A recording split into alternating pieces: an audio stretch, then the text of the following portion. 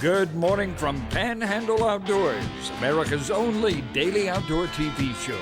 Your source for fishing, hunting, and information for folks who enjoy the great outdoors. Now sit back, relax. It's Panhandle Outdoors.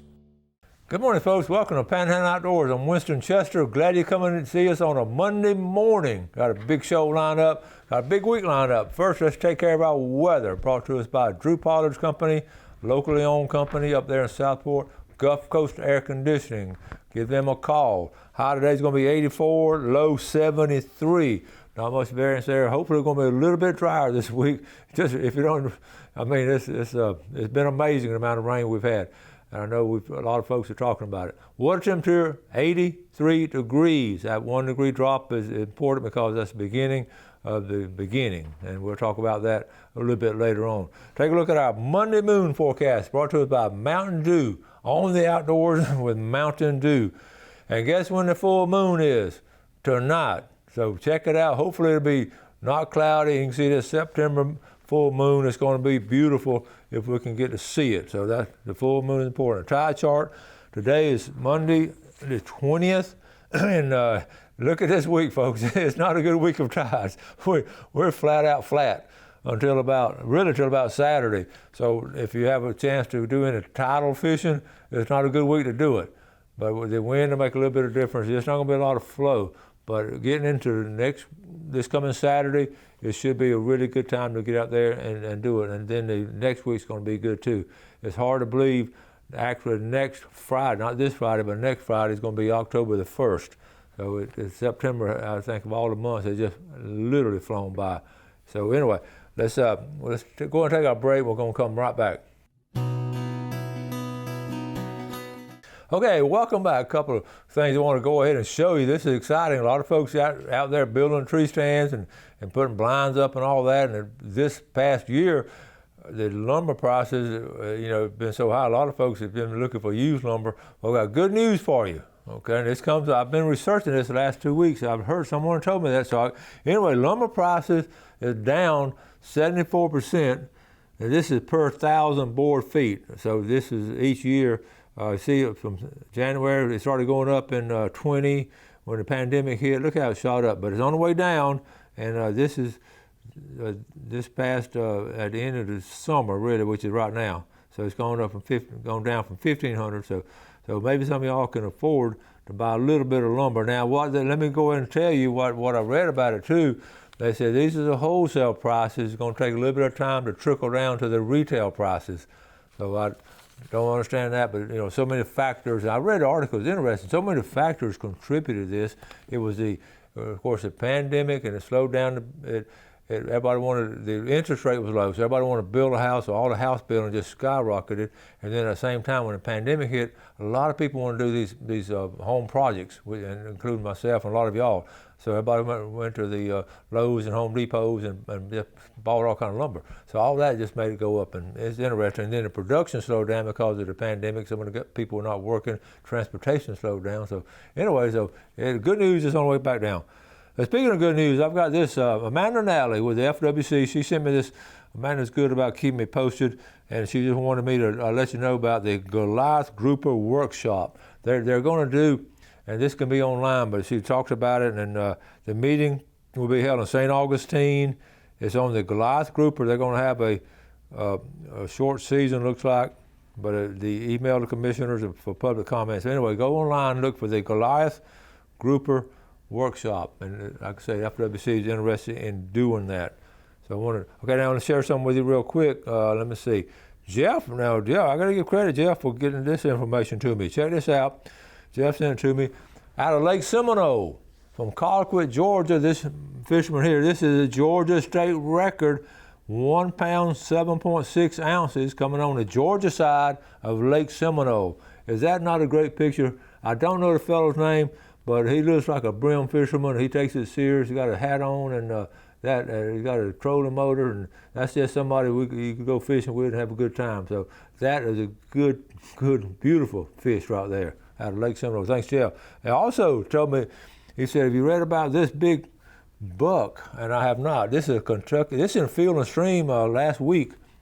Kentucky hunter killed 57 point 280 plus inch potential record whitetail, and I had a guy named Derek Settle, and this is once in a lifetime, and he had pictures of it here, and then he was able to, I think he got it with a crossbow here. Okay, let's see. And then, let's see, I lost him. Here's a picture of it. Let's go. Here's a picture of it here, and then here's 57 points. Folks, is that something? That is incredible. So thanks, Jeff, for getting us all that information on outdoors. Now, let's take a quick break and come back and introduce our video.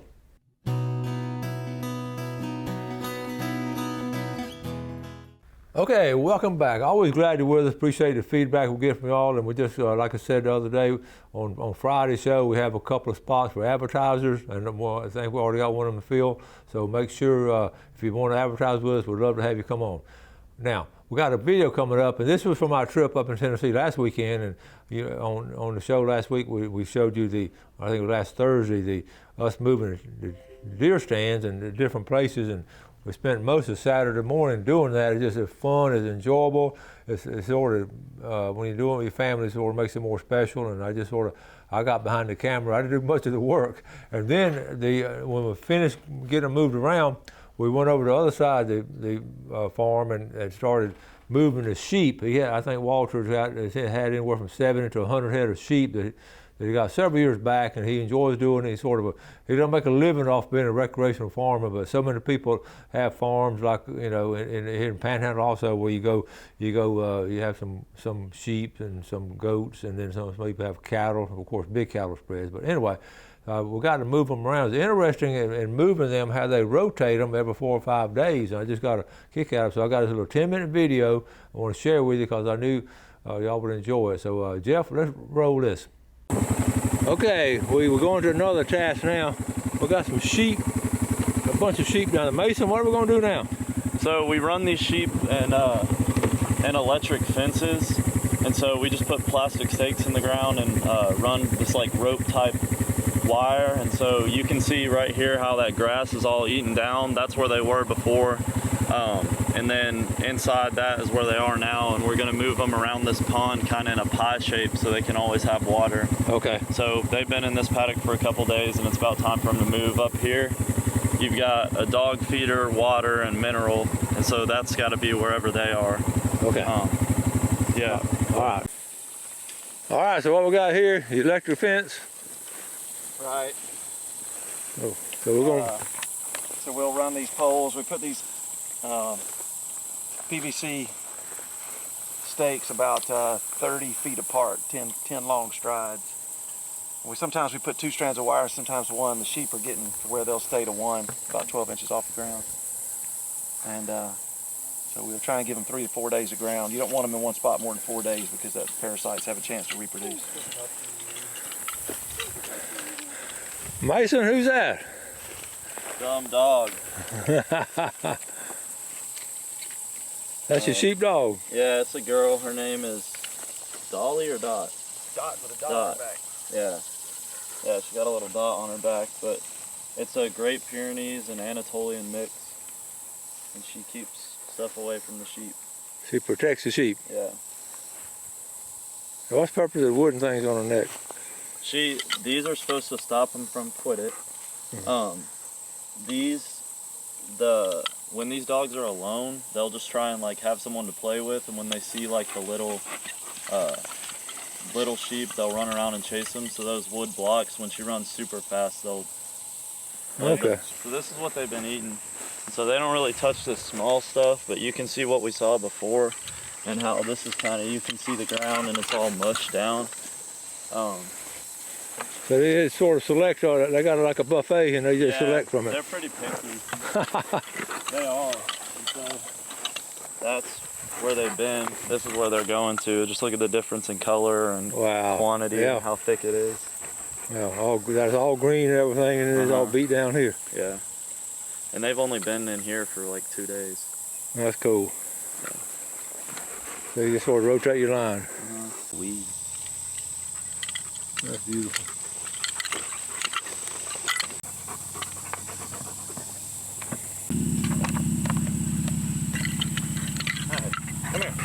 Come here, dog.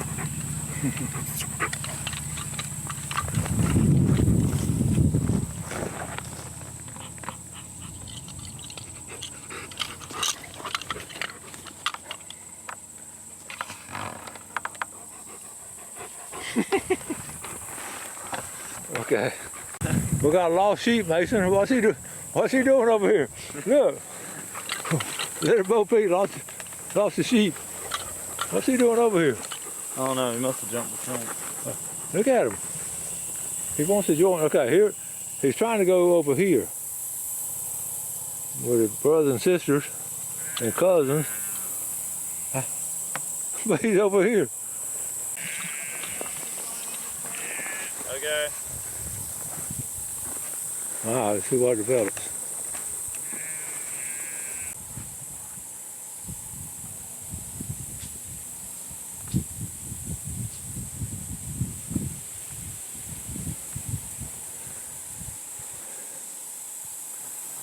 He wants to go over there.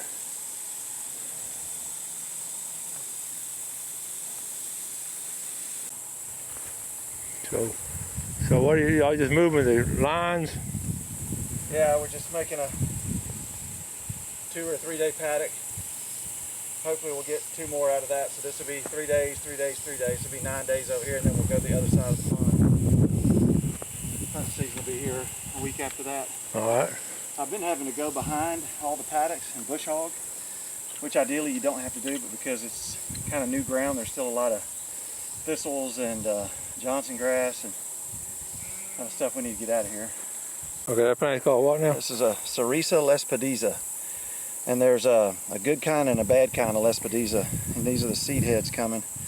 But the Cerisa was brought to help erosion control, and so they call this the bad kind. But the good point about this is that it does have medicinal properties in it that help fight parasites. Mm-hmm. But the bad part is it covers all your good grass. See how thick it gets? Oh yeah. And once it gets over about 12 inches tall, the sheep don't want to eat it. Really? So what I've learned is that fields are like buffets, and once food's been on the buffet too long, people just walk right by it. So they gotta eat it at the right time. Huh.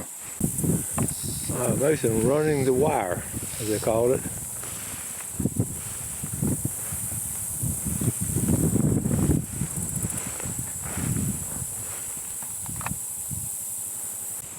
All right, so Mason, you're running the wire? Yes, sir. So we're just putting 2 strands, and I'll tie it into the hot fence, the high tensile wire at the top of the hill. Now let me know before y'all put electricity to this thing. All right.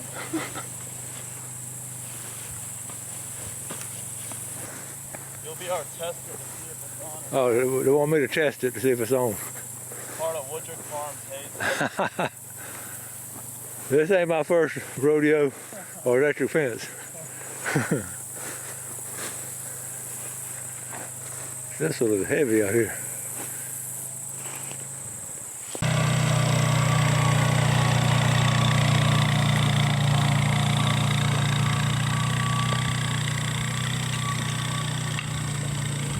So when we run that fence, we don't run it in a straight line.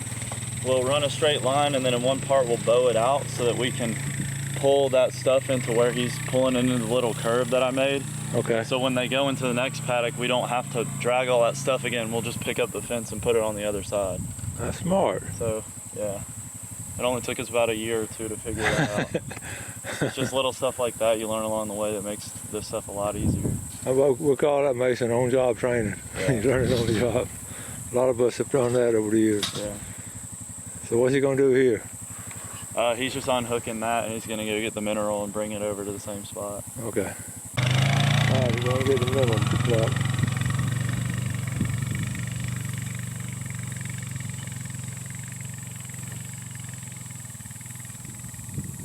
I'm going to find a shade.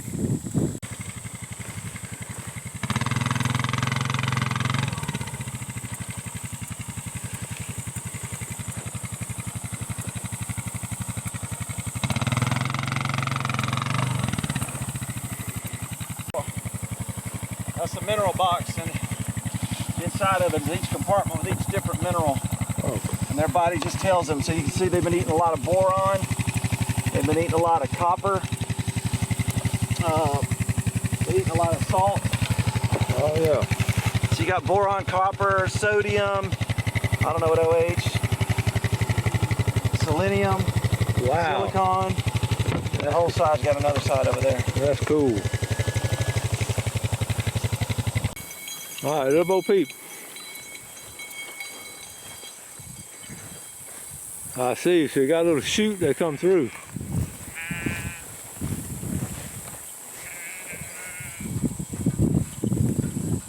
There they're coming. Oh, fresh food. So we got 2 rams and about 59 ewes. You see ram right here with a bell on his neck, and then there's another big one coming through right there. Yeah. His clanger must have broke. So you got about 60 something? Right. So how long do you keep them? Sheep can live 10 years. Okay. And they're useful for breeding between like a year and 8.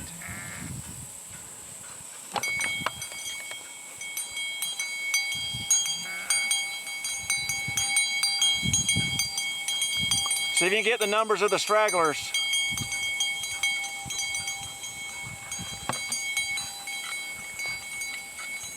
I think that's 32 right there, isn't it?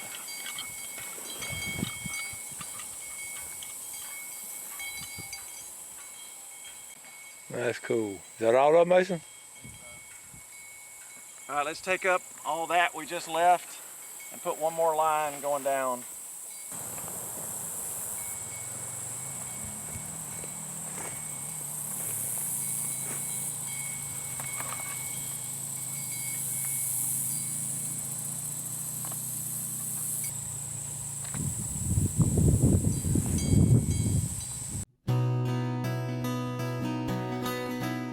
Okay, welcome back. Hope you enjoyed that. I got watching those sheep.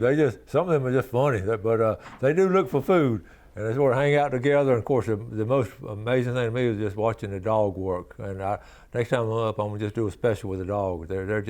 They're thinking on it is amazing. Let's take a look at our fishing game time today, brought to us by Blue Water Outriggers. We're looking at one time today, 11:32 and 1:32. I've noticed when we have a full moon, that's usually we just have that one time in the middle of the day. And over the years, I remember talking about catching fish in the middle of the day and seeing game move around, and that's sort of it. I got word also, speaking of some things FWC doing, they're getting ready to stock Lake Talquin with some bass, and we're going to try to find out more details on it, but there's going to be some fingerling bass, and the shad is going to be there, and they're going to sort of time it where the shad are sort of running and the little bass can feed on them. So we'll know more about that later, but they are doing it. Don't forget, summer ends this Wednesday, the official end of summer, and the first day of fall, and fall is going to go through December 21st. Wrote all that down. I did read in the Farmer's Almanac that we're going to have a cold winter here in the South. So look for a cold winter. So we haven't talked much about cutting firewood, and we used to talk about it a lot here in late summer and fall to go and cut your firewood. And I know a lot of us have it left over from last winter, but didn't get quite that cold last winter. So I still have a bunch left over, but I may cut a tree or two. And okay, the other thing we're talking about, I want to get into some FWC stuff. The big thing coming up, of course, the dove season opening up this weekend. And of course, I'm at Bobby Raymer on the show Thursday, and we're going to talk a lot about different FWC stuff. But I was looking, I still like to get a paper copy of the hunter regulations. They still make them, and I'm just go through them and just read it, and I just enjoy doing that. And a lot of stuff's online, and of course, the other generations behind us are going to be going online most of the time. But a lot of us like to read, so I picked up a couple of things. Here's the date. So I want to go and put the date of the dove season on here. Morning whitetail, okay, September 25th, we go through October the 17th. Opens up again, then there are three phases, and we talked about it before. And I don't know if y'all snipe hunt, it's going to be November the 1st. So that's one of the things I want to make sure we get covered that way.